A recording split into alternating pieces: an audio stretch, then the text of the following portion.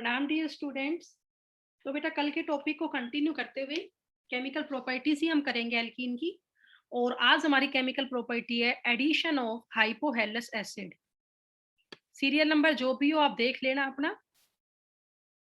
Addition of hypohalous acid.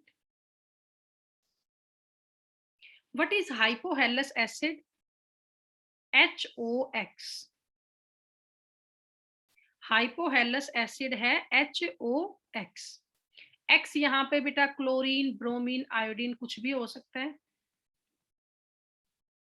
ठीक है, जैसे कि फॉर एग्जाम्पल HOX से हो गया HOCl, Br लगाऊंगी तो HOBr और I लगाएंगे तो HOI। और इसमें बॉन्ड डिसोसिएशन होगा और Cl के बीच में।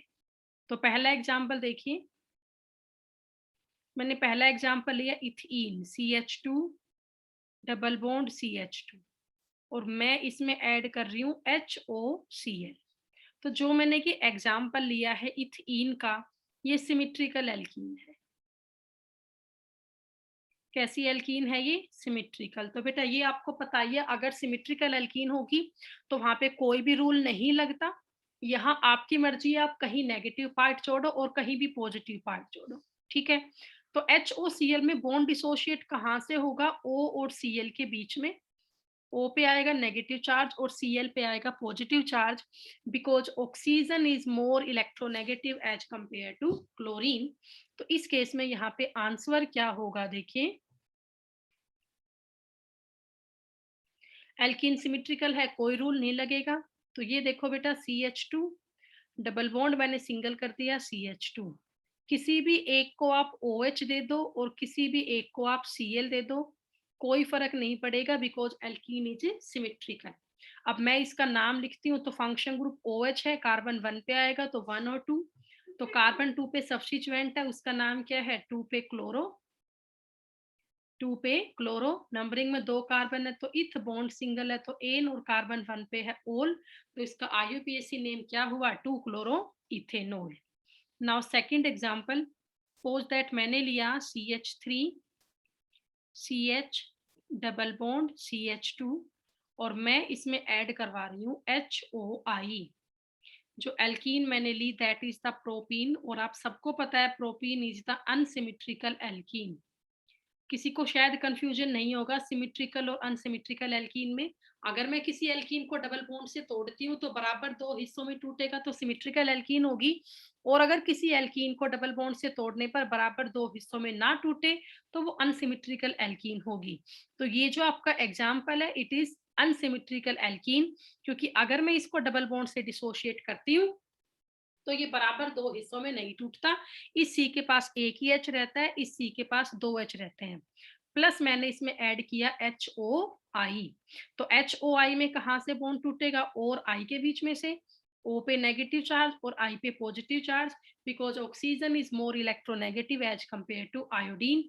तो अगेन यहाँ पे जो प्रोडक्ट लगेगा, अब बेटा आप देखो इस बार जो एल्कीन है वो अनसिमेट्रिकल है, तो अनसिमेट्रिकल एल्कीन में हमारी मर्जी नहीं चलती।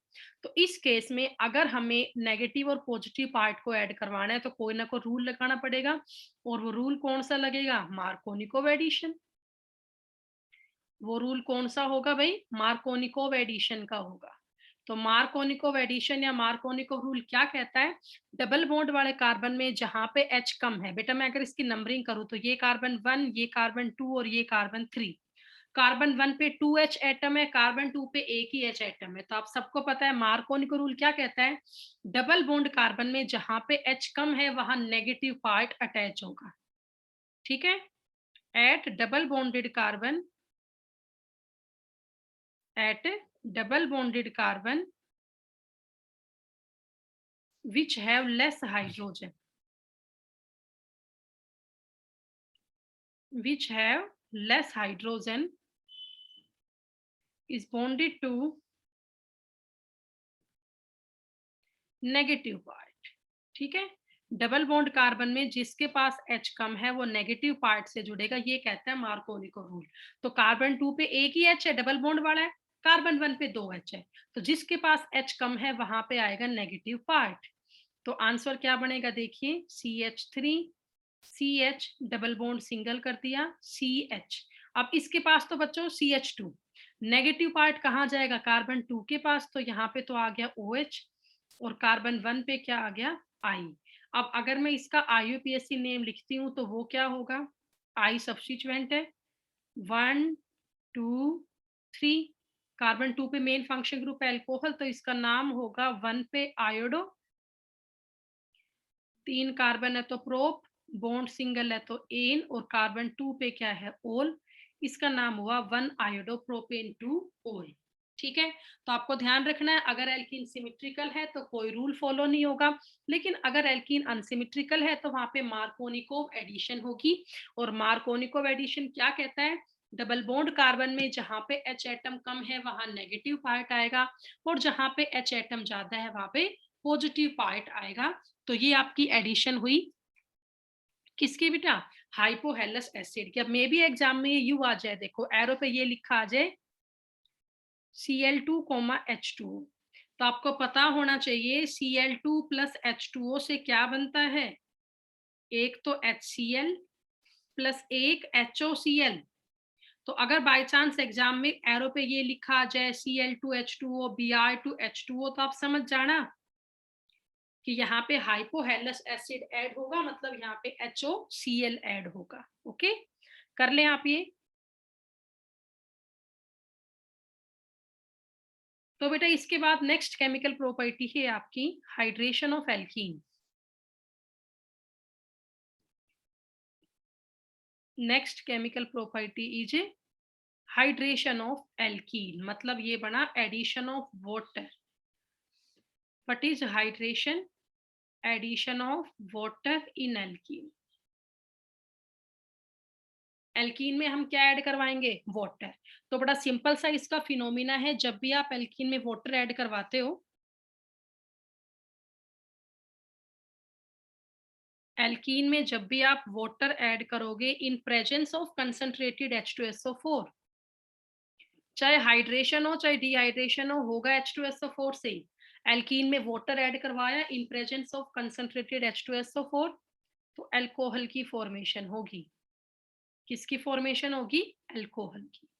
एल्कीन प्लस वाटर, जब भी एल्कीन का हाइड्रेशन होगा तो उस केस में फॉर्मेशन होगी अल्कोहल की। ठीक है, अब कैसे होगी बेटा वो देखिए, बड़ा सिंपल सा मैकेनिज्म है। पहला एग्जांपल, मान लीजिए मैंने लिया ethene CH2 double bond CH2, ethene है, और इसमें मैंने ऐड करवाया H2O, एरो पे लिख लिया H पॉजिटिव। ये H पॉजिटिव कहाँ से आया, H2SO4 कंसंट्रेटेड से आया। ठीक है, अब आप सबको पता है H2O कैसे टूटता है, H और OH में, H प्लस OH माइनस। तो यहाँ पर जो ये एल्कीन है वो सिमेट्रिकल एल्कीन है, और अगर एल्कीन सिमेट्रिकल होगी तो वहां पे कोई भी रूल फॉलो नहीं होगा, वहां आपकी मर्जी होगी। डबल बॉन्ड कार्बन में किसी भी एक पे H दे और किसी भी एक पे OH दे, टोटली आप पे डिपेंड करेगा। ठीक है, तो मीन्स डायरेक्टली यहाँ पे क्या बनेगा बेटा, आप सबको पता है डबल बॉन्ड सिंगल हो जाएगा। मैंने इसको तो दे दिया H, तो CH2 से ये हो गया CH3, डबल बॉन्ड को कर दिया सिंगल और इसको दे दी OH। किसी भी एक को H दो, किसी भी एक को OH दो, इसका नाम क्या बन गया, इथेनॉल। तो अगर एल्कीन आपकी सिमेट्रिकल है तो वहां पे कोई भी रूल फॉलो नहीं होगा, डायरेक्टली आपका हाइड्रेशन होगा। नाउ सेकंड एग्जांपल, अब मान लो मैंने लिया प्रोपीन, अब हमने लिया प्रोपीन। तो आप सबको पता है प्रोपीन कैसी एल्कीन है, अनसिमेट्रिकल। प्रोपीन कैसी एल्कीन है, अनसिमेट्रिकल। और अगर मैं इसमें हाइड्रेशन करवाती हूँ, इसमें H2O ऐड करती हूँ प्रेजेंस ऑफ कंसंट्रेटेड H2SO4, तो H2O तुम्हारा टूट गया H और OH में, H प्लस OH माइनस। ठीक है, तो इस बार आपकी एल्कीन है वो अनसिमेट्रिकल है, तो यहाँ पे हमारी मर्जी नहीं चलेगी, यहाँ पर मार्कोनिको एडिशन होगी। मार्कोनिको रूल के हिसाब से यहाँ पे हाइड्रेशन करवाया जाएगा। तो कैसे होगा बेटा, यहाँ पे रूल कौन सा लगेगा, मार्कोनिको एडिशन होगी। अब आप सबको पता है मार्कोनिकोव रूल कहता क्या है, डबल बॉन्ड कार्बन में जहां पे H एटम कम है वहां नेगेटिव पार्ट अटैच होगा। ठीक है, आप देख पा रहे हो मैं नंबरिंग किसकी करती हूँ, कार्बन 1 2 3, यहां से ये बॉन्ड टूटेगा। कार्बन 2 पे एक ही H है, कार्बन 1 पे 2 H है, तो जिस पे H एटम कम है वहां पे नेगेटिव पार्ट आएगा। मीन्स आंसर ये बनेगा कि कार्बन 2 के पास तो क्या आएगा, वाटर का OH, डबल बॉन्ड सिंगल हो गया, और कार्बन 1 के पास वाटर का आया H। अब मैं अगर इसका IUPAC नेम लिखती हूँ तो नंबरिंग आप किसी साइड से कर लो, कार्बन 2 पे OH आएगा तो इसका नाम क्या बना, 3 कार्बन है तो प्रोप, बॉन्ड सिंगल है तो एन, और कार्बन 2 पर क्या है, ओल, ये बना प्रोपेन टू ओल। तो ये बेटा आपको ध्यान रखना है जब भी आप हाइड्रेशन करोगे, तो अगर आपकी एल्कीन अनसिमेट्रिकल है तो वहां पर मार्कोनिकोव एडिशन होगी, वहां पर क्या होगा, मार्कोनिकोव एडिशन होगी। ठीक है, कर लें आप ये।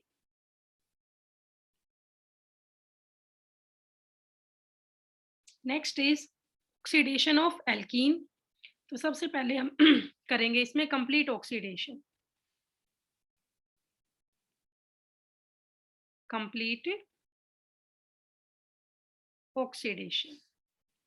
कंप्लीट ऑक्सीडेशन को हम सिंपली सा कंबशन भी बोल सकते हैं। अगर कंप्लीट ऑक्सीडेशन होगा इट मीन्स वहां पे कंबशन होगा, कंबशन टेक्स प्लेस। ठीक है, कैसे, अब वो देखिए, मान लीजिए मैंने इथीन लिया C2H4, C2H4 हमने लिया इथीन, और मैं इसका डायरेक्टली कंबशन कर दूं 3 मोल ऑफ O2, तो इससे 2 मोल तो बन जाएगा CO2 का, प्लस 2 मोल ही बन जाएंगे H2O के। तो CO2 बन गया, प्लस में H2O बन गया, प्लस में हीट लिबरेट हुई। मतलब कैसी रिएक्शन हुई, एक्सोथर्मिक। तो कंप्लीट ऑक्सीडेशन करने पर कोई भी आपका CO2 गैस की प्रिपरेशन होगी, साथ में H2O वगैरह लिबरेट होगा। अब सेकंड हमारा है कंट्रोल्ड ऑक्सीडेशन, हमें करना है in presence of oxidizing agent. Second is controlled oxidation with oxidizing agent. Controlled oxidation with oxidizing agent, कोई भी ऑक्सीडाइजिंग एजेंट लेके हम उसका कंट्रोल्ड ऑक्सीडेशन करेंगे। ठीक है, तो वो किस किस तरह से हो सकता है, हमने डायरेक्ट ऑक्सीडेशन कर दिया presence of silver, presence of potassium पर मैग्नेट, इन सब के साथ। तो इसके बहुत सारे एग्जाम्पल है। पहला एग्जाम्पल हम करेंगे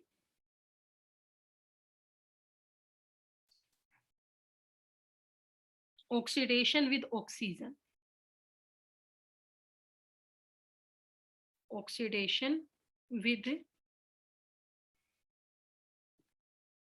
ऑक्सीजन। ठीक है, तो हमने इथीन लिया, प्लस इसमें हाफ ही मोल डाला O2 का, बिल्कुल कंट्रोल्ड ऑक्सीडेशन किया है।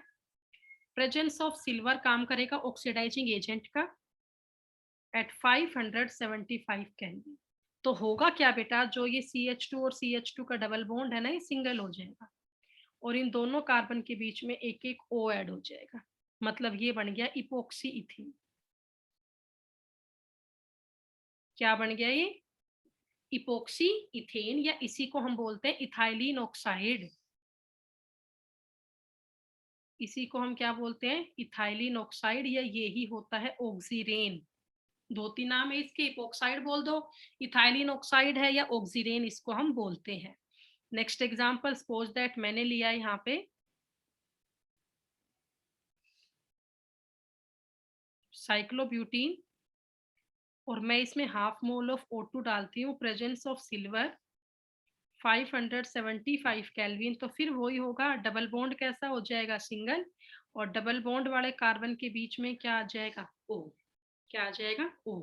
तो ये आपका पहला हो गया oxidation with oxygen. Now second, oxidation with cold potassium permanganate, oxidation with cold potassium permanganate. K MnO4 लेंगे और हम कोल्ड लेंगे। ठीक है, oxidation with cold potassium permanganate, या चाहे तो हम यहाँ पे एल्केलाइन KMnO4 भी ले सकते हैं, कोल्ड भी हो लेकिन एल्केलाइन नेचर का हो KMnO4।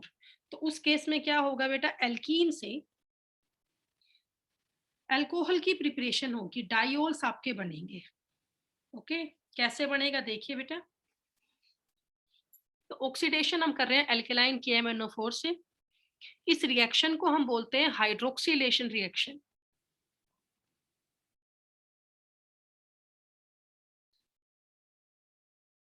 इस रिएक्शन को हम क्या कहते हैं, हाइड्रोक्सिलेशन रिएक्शन, क्योंकि यहाँ पर ना डायोल की प्रिपरेशन होती है, 2 हाइड्रोक्सिल ग्रुप एक साथ आते हैं। कैसे बेटा, देखिए ध्यान से।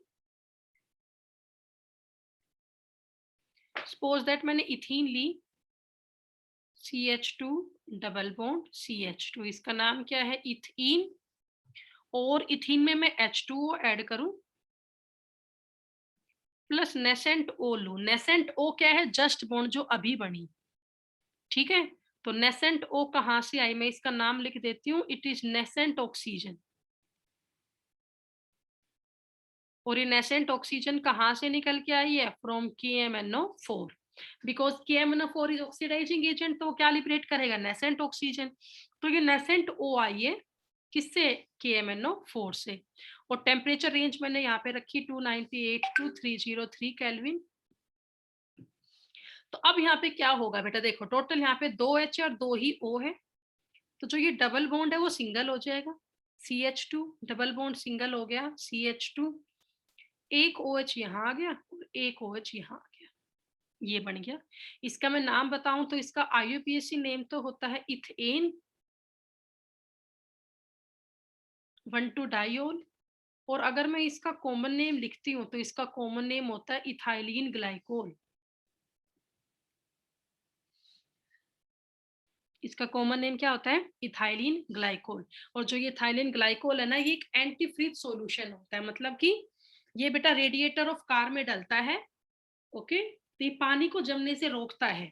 ग्लाइकोल जो है it is the antifreeze solution. तो कर लें आप, ये हाइड्रोक्सिलेशन रिएक्शन हुई, यहाँ पे डाइओल की प्रिपरेशन होगी KMnO4 डलने पर, ठीक है। और साथ में यहाँ पे क्या होता है, ये बेयर्स रिएजेंट टेस्ट भी कहलाता है, अभी आगे करवाऊंगी नेक्स्ट पेज से, पहले आप ये कर लो।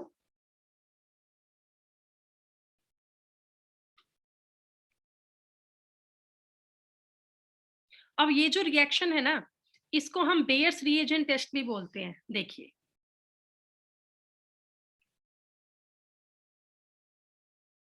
बेयर्स रिएजेंट टेस्ट मतलब कि test for unsaturation, test for unsaturation. कैसे बेटा, वो देखिए, जो हम लेते हैं KMnO4, 2 moles of KMnO4 plus हमने लिया H2O, न्यूट्रल हमने KMnO4 लिया, तो इससे क्या प्रिपेयर होता है, 2 मोल ऑफ KOH प्लस इससे बनता है MnO2 प्लस इसमें निकलता है 3 मोल ऑफ नेसेंट ऑक्सीजन, ठीक है। अब इसमें क्या होता है, जो KMnO4 है तो डिस्चार्ज हो गया और उससे MnO2 के ब्राउन PPT बन गए। MnO2 के क्या बन गए, ब्राउन PPT बन गए, ठीक है। और ये ब्राउन PPT अगर बनते हैं एल्कीन के डलने के बाद तो वो टेस्ट होता है for unsaturation. Now next example, suppose that हम कुछ भी एल्कीन यहाँ पे ले सकते हैं, तो उससे बनेगा आपका डाइओल। सपोज दैट मैंने ये लिया,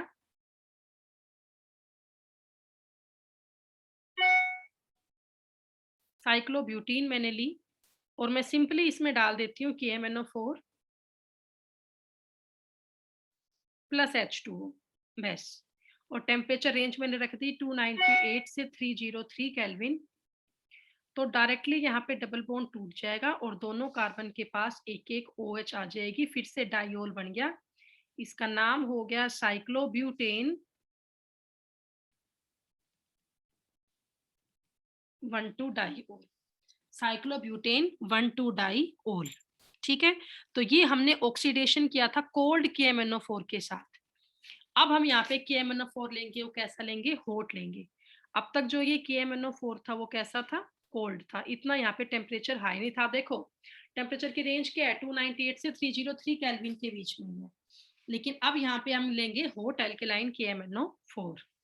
ओके, देखिए बेटा ABC में अब करवा रही हूँ तुम्हें। C है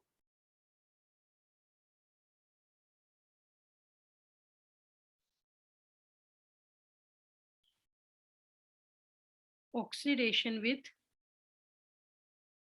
हॉट एल्केलाइन KMnO4। अब यहाँ पर हम हॉट और एल्केलाइन लेंगे KMnO4, ठीक है। फॉर एग्जाम्पल देखिए, मैंने यहाँ पे इथीन लिया, CH2 डबल बॉन्ड CH2। तो अगर डायरेक्ट यहाँ पे 4 नेसेंट O डलेगी, कब? जब मैंने KMnO4 लिया, एल्कलाइन मतलब बेस डाल दिया, बेसिक है, बेसिक के लिए मैंने इसमें KOH डाल दिया, NaOH डाल दिया, और टेम्परेचर रेंज मैंने काफी हाई कर दी, 373 से 383 केल्विन के बीच में कर दी। मतलब 100 से 110 डिग्री सेल्सियस के बीच में टेम्परेचर रेंज कर दी, काफी गर्म सॉल्यूशन लिया है। तो टोटल यहाँ पे 4H जुड़ जाएगी, और इससे क्या बन जाएगा, 2 मोल ऑफ CO2 प्लस निकल जाएगा 2 मोल ऑफ H2O। लेकिन मिक्सचर ऑफ एसिड भी बन सकता है साथ में यहाँ पे, इससे एक और बन सकता है, और करके मैं लिख सकती हूँ